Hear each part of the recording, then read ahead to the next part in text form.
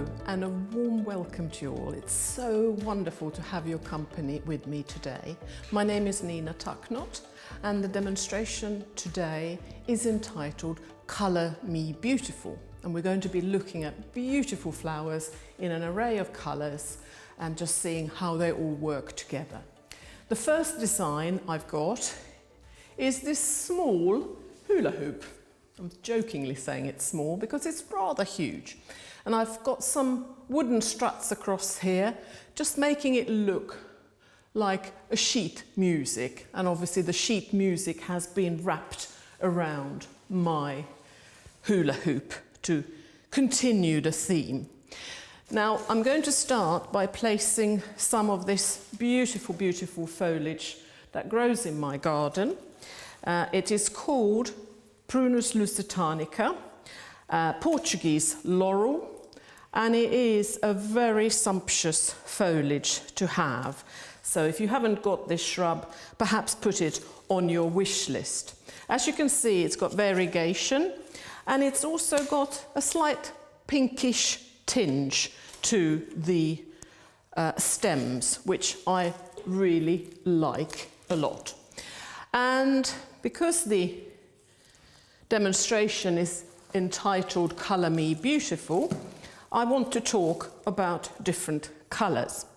And for the first design, I'm creating a monochromatic design. Mono means one, so I'm going to have all the flowers in the same colour hue. And I have decided to choose pink. Now this beautiful chrysanthemum is in the Anastasia family, and this particular one is called Rossano Charlotte.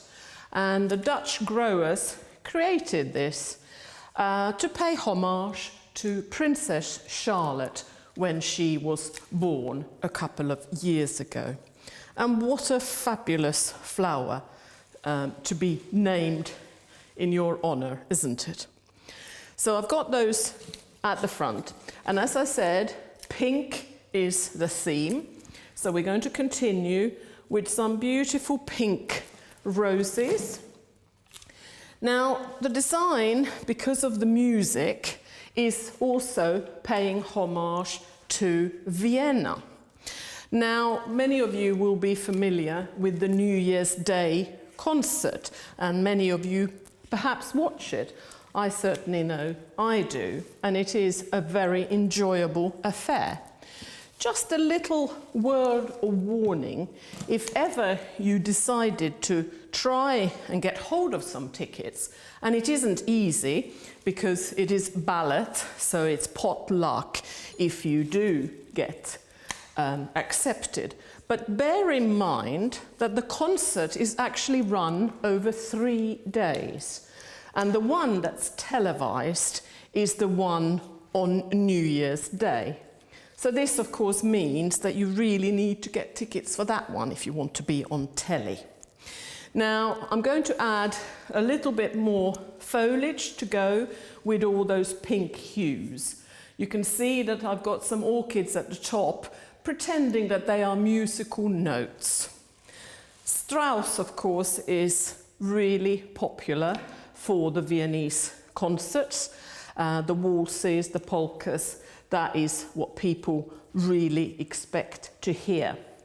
Now, the Musikverein is the name of the hall in Vienna where the concert takes place, and it is quite a large hall, in as much as up to 1,744 people can be seated, and they even put in about 300 rather for standing. But most people, of course, are there to sit and enjoy the music. Now, it has been going for a very, very long time. Whilst I was talking, I've just put in a little bit of asparagus. This one is called Asparagus umbellatus, a beautiful fluffy foliage that just adds a really ethereal feel to the design. So I said it's monochromatic, so we're going to stick to just one colour. And I thought we need to have some beautiful orchids coming through. So I've got them at the top as some notes, and we're going to have a few of them in the design as well. This, of course, is a Phalaenopsis orchid. Beautiful darker pink throat. So that gives us a little bit of variety in the various pink hues. And I'm going to chop this one down to have a couple just nestling against the front there, as you can see. And then we will put another couple harmonizing on the other side in there. So the Viennese concert is very much really about the Strauss brothers. And you may or you may not know that there were actually 4 of them. You got Johann I, you got also Johann II, but then you also have Edward and Joseph. So all of them played their part in producing the music. So can you see how those orchids now are beautifully nestling amongst all those tints and tones of the pink? And because we have a music sheet as our ring, I have created some musical cones, which I just want to place towards the back. So I've just brought them, wrapped them around a stick, and then put them, I'm going to place them in the design. I think make him a little bit shorter. I have used the orchid stick just to roll the paper. And we'll have the last one over here.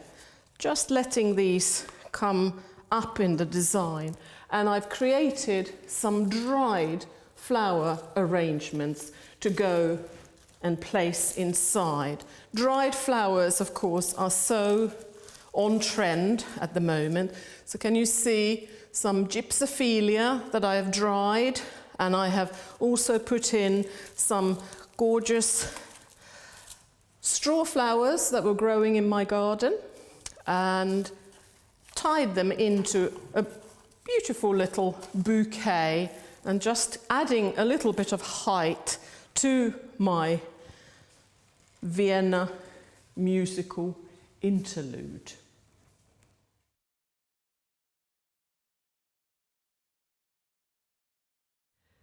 Right, we're moving on to another colour, and this time I wanted to talk to you about green. Now, since time immemorial, the colour green has been associated with rebirth and, of course, with growth. And going out in the countryside is, of course, a wonderful thing to do.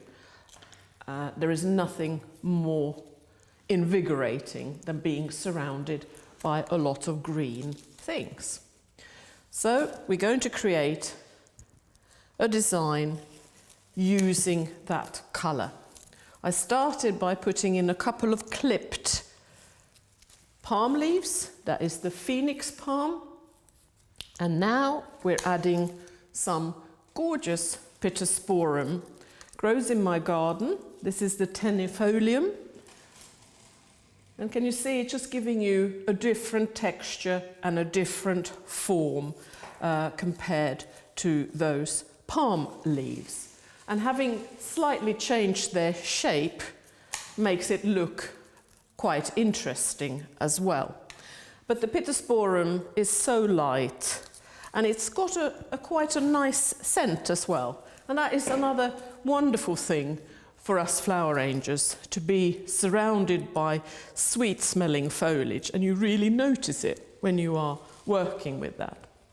So we're creating a little bit of an outline using those two foliages. So let's add a couple of flowers. And I've got these gorgeous chrysanthemums. This particular one is the green one, it's like a shamrock style, and I want to have a few of them coming down through the design, bringing them towards the front.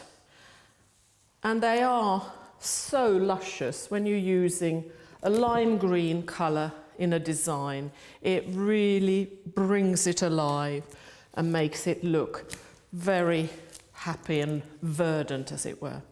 So I'm just going to spin that round to just show you how those are very much harmonising with that green colour of the foliage that we're using.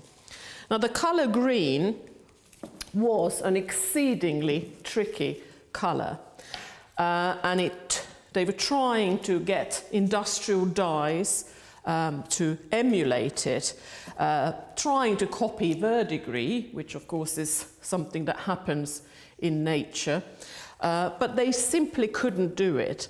And we came to 1775 before finally one chap was able to create a pigment that was green.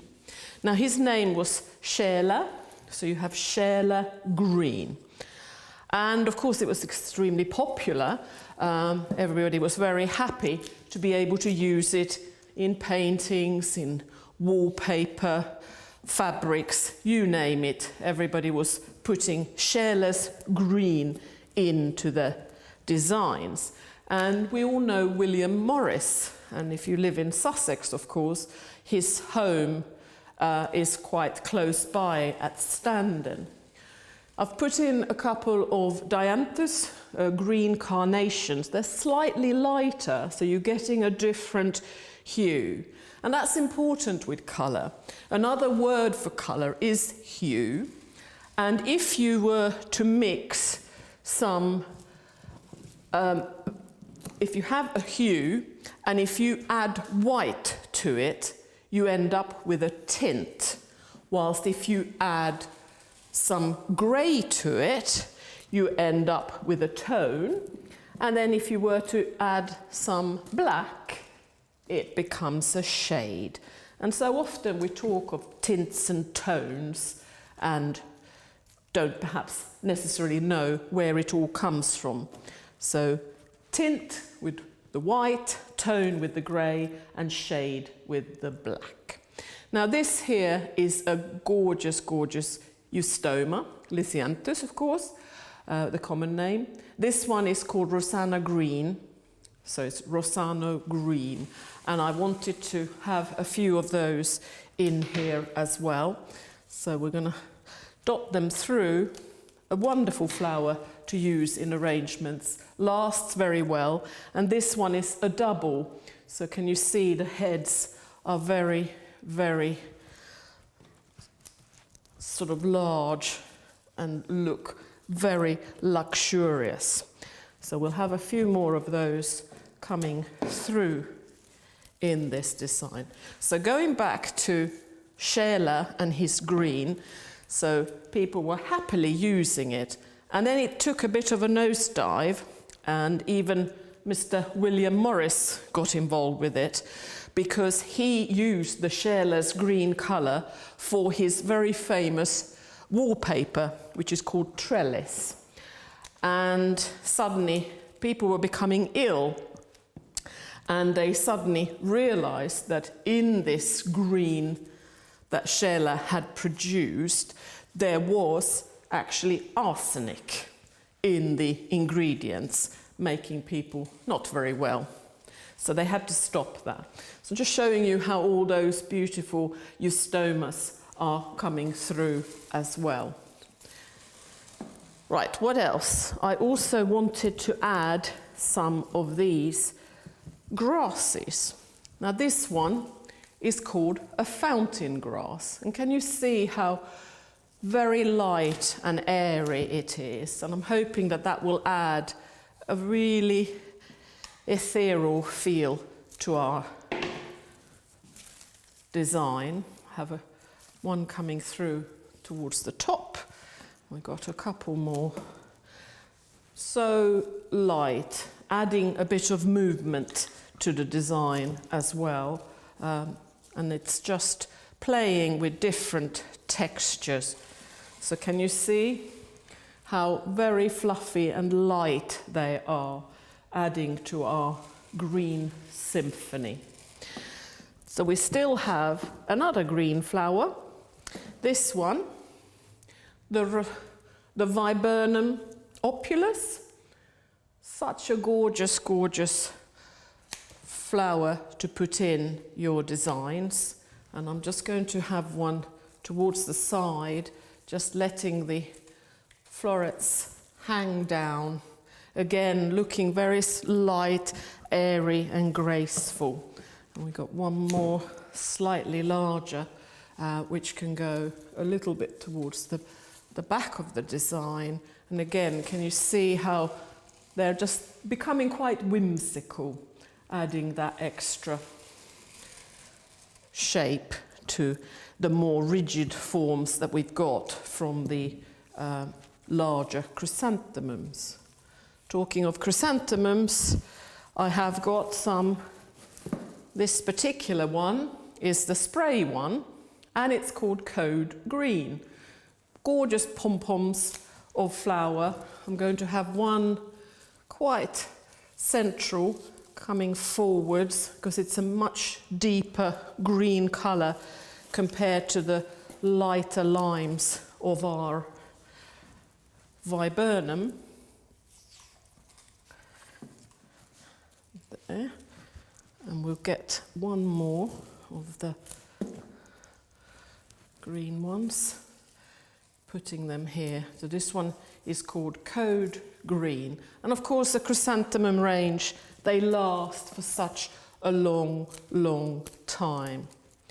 So they are worth using because you get so much longevity from them. So can you see how, I'm dribbling a little bit, how those are still the same kind of form but much more dense and a much darker colour. And then just to make it a little bit lighter, I've got some of these Fatsia japonica berries, and I'm just going to have a couple of them quite low in the design, hanging down, and it's just a slightly lighter shade that's just going to give us a different focal point compared to all the others. And just to finish off with some fluff again, we can have some of the asparagus, and I'm going to place one more towards the top here. Again, very light, very airy to put in. Again, that sort of whimsical feel to bring across. And it also acts a bit like veiling, where you see the flowers through. Just going to hang that one down and I'll show you what I mean. So can you see how it's coming cascading forwards, but you can see through what's going on. So it's a wonderful foliage, Asparagus setaceus, to use to give you an ethereal feel in any arrangement. And I think that is probably enough for you to turn totally green with envy. Right, we're going to move on, still talking about colour, and now I'm going to talk about a polychromatic design. That's quite a mouthful, isn't it? Polychromatic means multicolours. So what I've done here is created a collar, and I'm going to now put in some flowers, so we're going to have a beautiful, colourful hand tie. So I've used a wreath ring, as you can see, and I've hot glued on some paper straws in different colours, as you can see.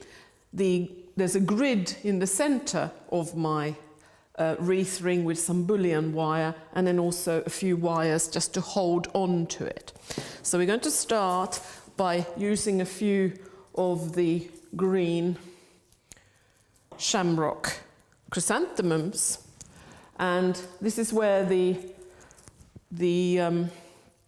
grid is quite handy, and I'm literally going to pull this one down, and then you can see how they can literally, got tangled up there, they're literally just dangling in your grid system, which is a good way of doing it.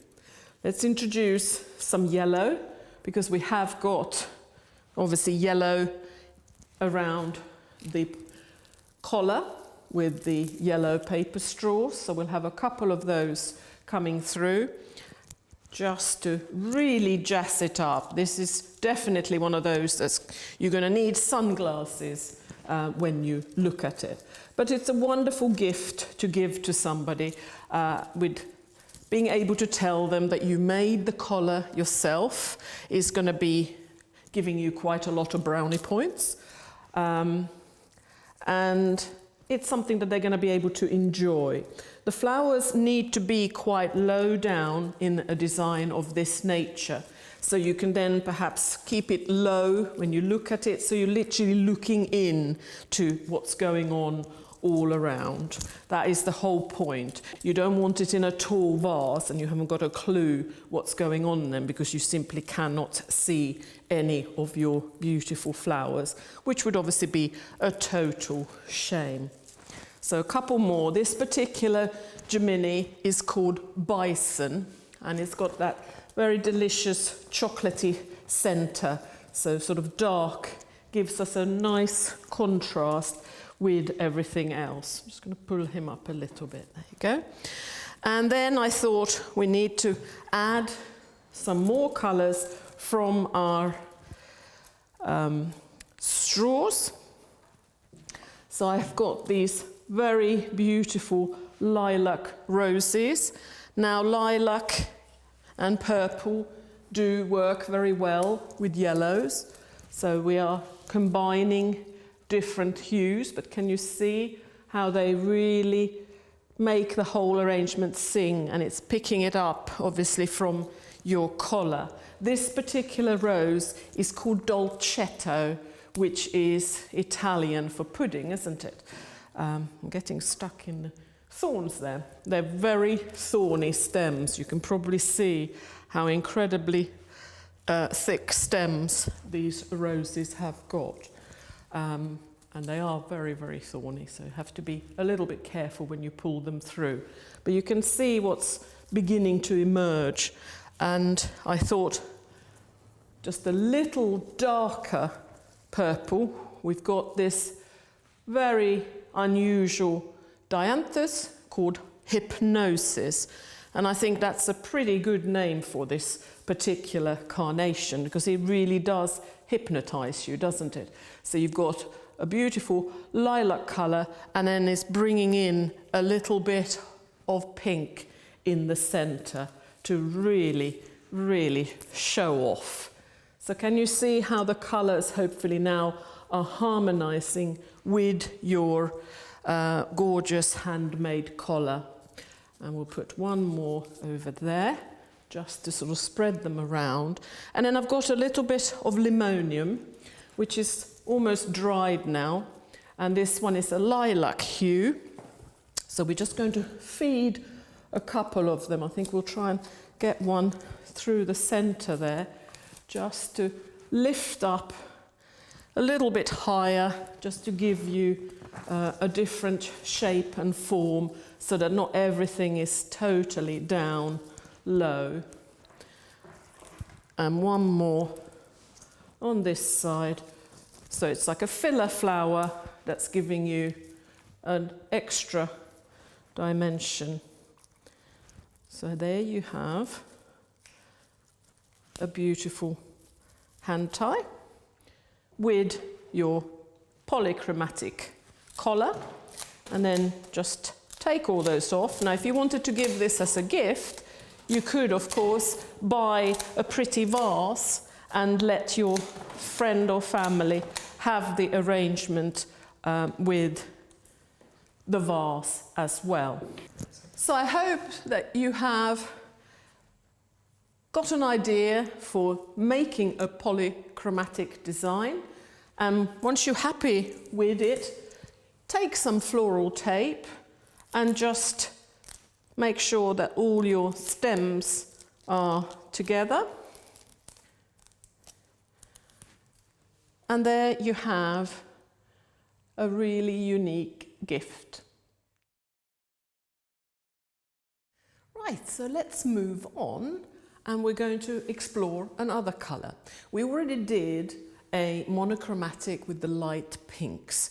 Now this design, I want to give us a bit of a shock, and we're going to use shocking pink or cerise.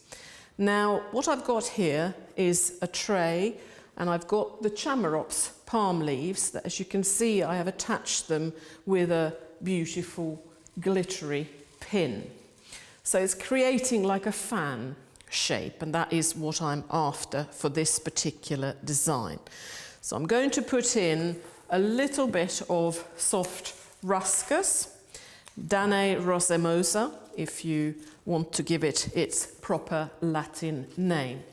Now, did you know that Elsa Schiaparelli is actually the person who has been credited with coming up with the shocking pink colour? She was doing a fashion show and decided to introduce the colour, and initially people they called it shocking pink, because having always seen more the baby pink, it was quite a revolutionary colour to use. So Elsa, the fashion designer, is the person. So can you see, having put in the soft ruscus, I'm letting it come through a little bit. Now pink in its various forms has got a very interesting story. And did you know that psychologists and what have you feel and have somehow worked out that if you eat a cream cake and it comes in a pink box, it's going to taste a lot nicer than if it was in any other colour. Equally, if the cakes are served on pink plates, again, for some reason, you're just going to think it's more delicious. I mean, who cares what colour, eh? As long as it's a cream cake, you're going to be happy. I'm sure you're with me on that one. But allegedly, this is what they have come to a conclusion of. So we have a bit of asparagus fern, we have a little bit of the soft ruscus nestling amongst all of that beautiful, beautiful fan-shaped palms. And then I want to introduce my favourite cerise flower, the absolutely beautiful Gloriosa lily. Gloriosa superba is the name, and for once they've got it right, haven't they? Because it really is an absolutely incredible, incredible flower. I'm just going to let this one come and hang over a little bit. Absolutely exquisite shape and form, and of course you can use it front and back, so to speak, so that you really see the difference in shape and form. Now, when you have a flower that is that gorgeous, you don't need a lot more, because you want it to sort of show off itself. I'm just going to have one more coming through at the front, but I thought we probably need just to add a little bit more of Elsa's pink. So I have got the Gemini, and this particular one is called Aqua Caprice, and matches my top very well, doesn't it, this particular colour? So we'll have one towards the centre. You may feel that what I'm actually creating now, hopefully you will feel, because that's the idea, a very posh lady's clutch bag. You know what I mean, those beautiful little clutch bags that you hold in your hand when you're going to the opera or to a very nice restaurant. And I think we would all like to go and clutch something as pretty as one that's made from real flowers, wouldn't we? So we're nearly ready. Oh, that one's a little bit too long, so we'll put him in a little bit. And then, just for fun, some baubles. So these are special gemstones. It's of course the Crespedia, and I have sprayed it in a cerise tone, and I just want to add that into my design.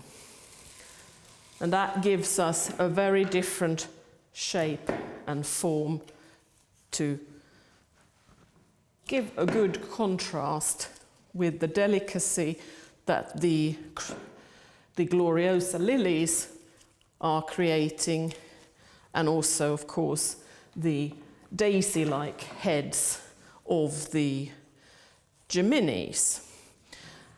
Some people call these billy buttons. Whatever you call them, they last for a very, very long time. So they are worth using. So, ladies and gentlemen, I hope you feel that the Elsa Schiaparelli inspired cerise colour is doing justice in this clutch bag design. So, ladies and gentlemen, can you believe it? We've come to the end of our Colour Me Beautiful demonstration. So this is my final design. Very large wall art that I found in a shop once, which has been secured to my container. I thought, let's go out with a bang and create something wonderfully flamboyant.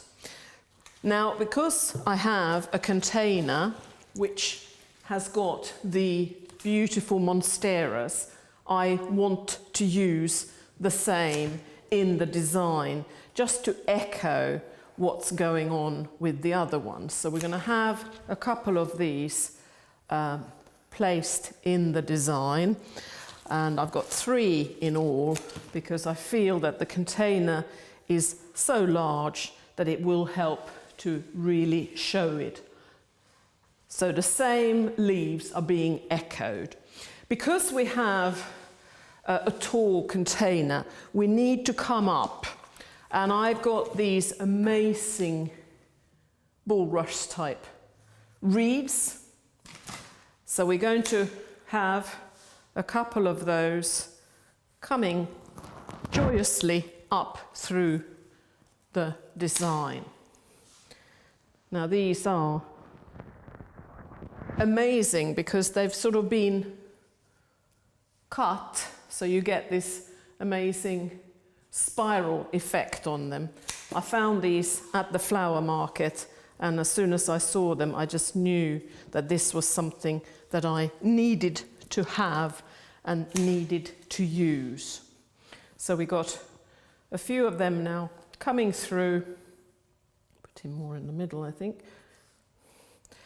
Coming through, but sort of making sure that the container, that everything will be harmonizing when it comes to scale. Very important to ensure that you do that. So what else can I put in? I got hold of some of the Cycas palm. It actually is one of my pot plants, and it's just gone absolutely nuts. So you can see what huge leaves it suddenly decided to produce. So I thought, let's spray those silver. And these two, all I've done is bent down the top and secured it with a little bit of wire, so you just end up with a totally different form.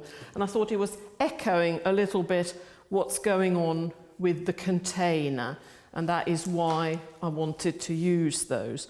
I'm going to have one coming forwards here just to bring the colour through. So you've got all the silver, and then it's coming through and carrying right down. So what else are we going to put in? A little bit of foliage. Don't need very much because I want to keep it fairly minimal. But this one is the Pittosporum, but this is the variegated form.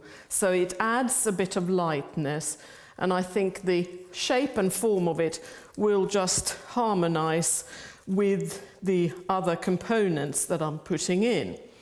And of course the leaves are completely different to what we've already got with the large monsteras, which are obviously a very, very large form.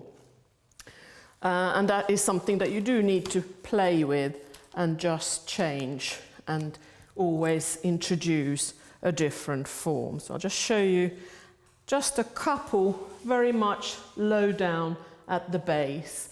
Just draws your eye right through and down. Flower-wise, when you have something that's fairly funky and modern, I really wanted to use some special anthuriums. And I've got these gorgeous white ones. This particular one is called Adina. And I wanted to create a shape using them. I'm going to have one a little bit towards the back. And of course, they're sort of echoing what is going on with the leaves again. And when you're using anthuriums, it's really important that you don't have them all pointing the same way, because they are a very unusual flower, but you've got to make sure that you sort of slightly turn them so that not everything is facing forwards at you. So him, I'm going to just, in a second, just put him a little bit more that way. So if I just show you now how that's coming together with those various white anthuriums. White, of course, has always been recognized as a color of purity. Of course, in weddings, exceedingly popular. Most brides prefer to walk up the aisle with a white dress, but not every culture is the same. For example, in Japan, it's very much the red color that you would choose to get married in, not at all a white that we have. And in some cultures, white is actually the color, particularly in the Middle East, that they would have and use for funerals. White is also a color of truce, if you think of the white flag that people used to bring forwards. Now, I got hold of some of these which have been bleached. Not everybody is familiar with some of the new ways that people are tinkering with plant material. So it's obviously a palm and it has been bleached. And I just wanted to put this in as well, just to give us a slightly different form, but still very similar to those beautiful anthuriums. So it's all just echoing and looking very, very similar. So can you see how the forms and the shapes of the arrangements harmonizing with each other, and the white and the silver are the two dominant colors. So I'd like to say thank you very much for coming with me on a color journey. I very much hope you've enjoyed it, and I look forward to seeing you again. Thank you.